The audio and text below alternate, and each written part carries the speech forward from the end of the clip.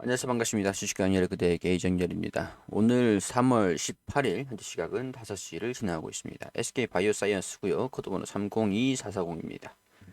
자, 일단 오늘 갑자기 좀 급등이 나왔죠.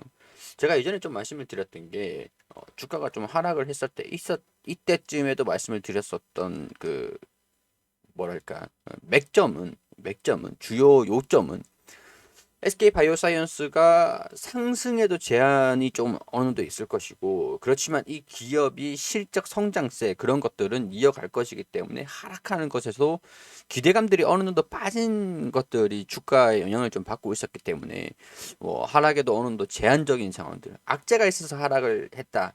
좀 불안 요인들이 좀 있어가지고 기대감들, 투자 심리가 조금 꺾였던 것에 대해서 하락하는 모습들이었기 때문에 주가가 낙폭을 확대를 하진 않을 것이고 일단 상승에도 제한이 있을 것이다. 그러니까 보합권으로 움직일 것이다라는 가능성들에 대한 부분들을 말씀을 좀 드리기도 했었어요. 오늘 근데 거래량들이 동반이 되면서 좀 급등하는 모습들을 보여줬던 요인들이 있었더라고요. 그러니까 지금 보호 예수 물량이 해제가 됐다. 해제가 됐다. 근데 이날 보면은 원래 보통 이제 상장을 하면 1년 기간 동안 뭐 3개월, 6개월, 9개월, 12개월 이런 식으로 순차적으로 보호 예수 물량을 겁니다.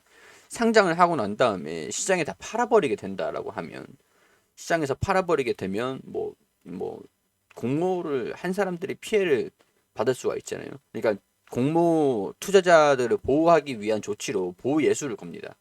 그러니까 상장하기 전에 가지고 있었던 물량들을 보호 예수를 걸어가지고 시장에 팔지 못하게끔 하는 조치인데 1년이 될 때까지 이런 것들이 좀 반영이 되기는 하거든요. 불확실성으로 남아있긴 하거든요. 이날 보면 3월 18일에 상장을 했기 때문에 오늘 3월 18일 딱 1년째 되는 날이죠. 1년째 되는 날인데 뭐 블록딜을 했다 뭐 이런 소식들이 들려주진 않았어요.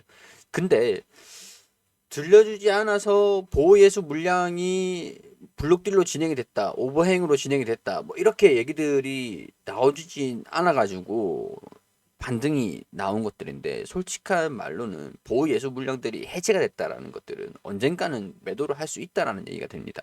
그러니까 굳이 오늘 매도를 안 했더라도 나중에도 매도를 안 할 것이다라고 보는 것에 무리가 좀 있다.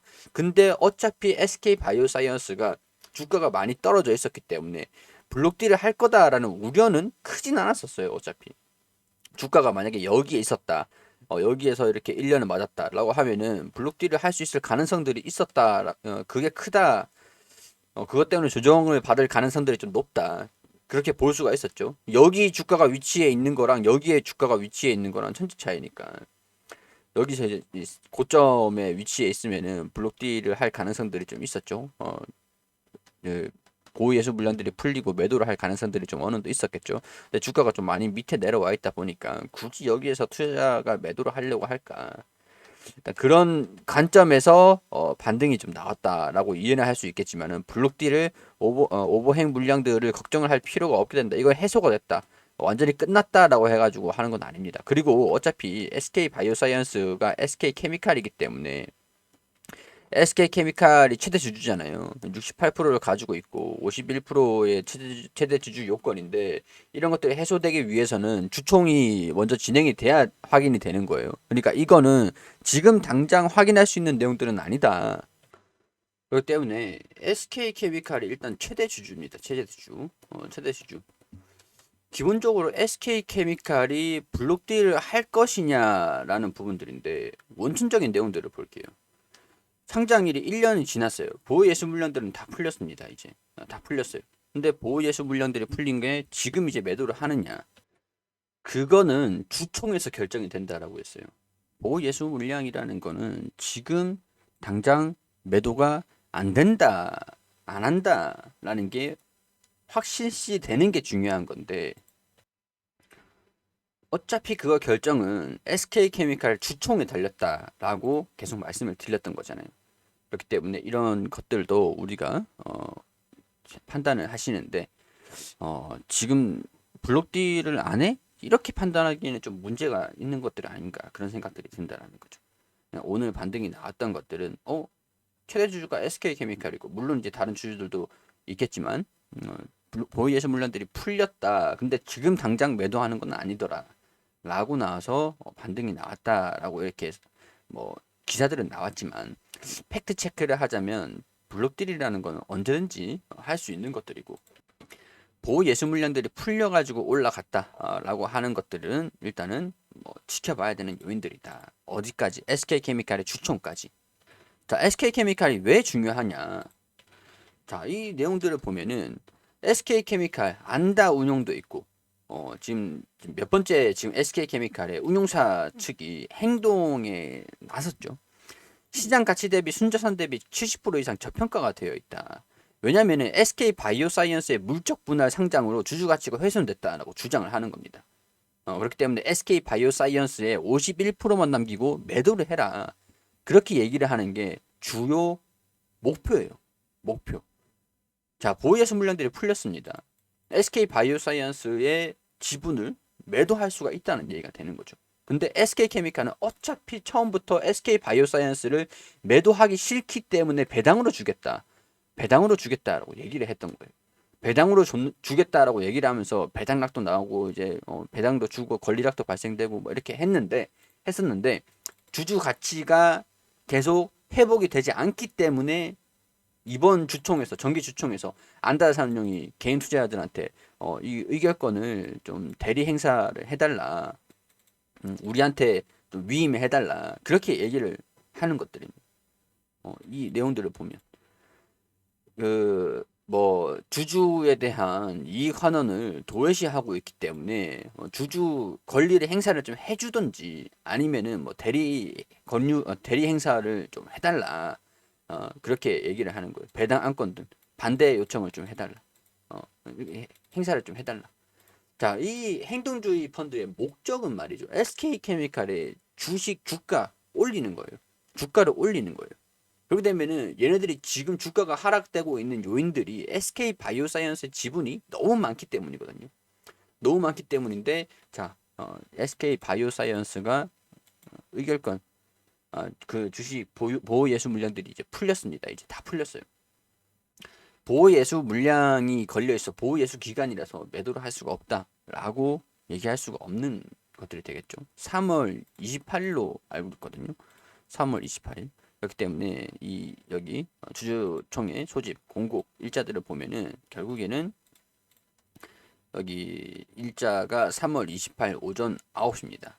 이번 주총 진짜 SK케미칼에도 그렇고 SK바이오사이언스 입장에서도 굉장히 좀 중요하거든요. 여기 주총에 SK케미칼 그또 그렇고 주주분들도 물론 그렇지만 SK바이오사이언스 주주분들도 SK케미칼 주총에 집중을 하셔야 돼요. 이번에서 어떻게 결정이 되냐? SK 바이오사이언스 입장에서는 좀 입장이 다릅니다. 지금 이제 주가가 반등이 나왔던 거는 보호예수 물량들이 풀렸는데 보호예수 물량들이 기간이 끝났는데 주가가 반등이 나왔다.